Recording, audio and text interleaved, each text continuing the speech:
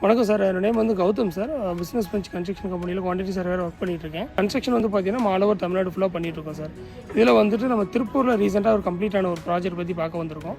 So இதோட area details வந்து பார்த்தீங்கன்னா 3600 ஸ்கொயர் ஃபீட் பில்ட் ஏரியாவில் வந்து நம்ம பண்ணியிருக்கிறோம். உங்களுக்கு G+1 ஸ்ட்ரக்சரில் பண்ணியிருக்கிறோம் சார். ஆக்சுவலாக நம்ம அந்த எலிவேஷன் வந்து பார்த்திங்கன்னா ஒரு ஆர்கிடெக்ட் தான் டிசைன் பண்ணி கொடுத்துருந்தாங்க. ஆர்கிடெக்ட் பேஸ் பண்ணி தான் நம்ம டிசைன் பண்ணியிருந்தோம். இதில் மெட்டீரியல் வைஸ் வந்து பார்த்திங்கன்னா நம்ம ஒரு கொஞ்சம் கஸ்டமைஸ் பண்ணியிருப்போம்.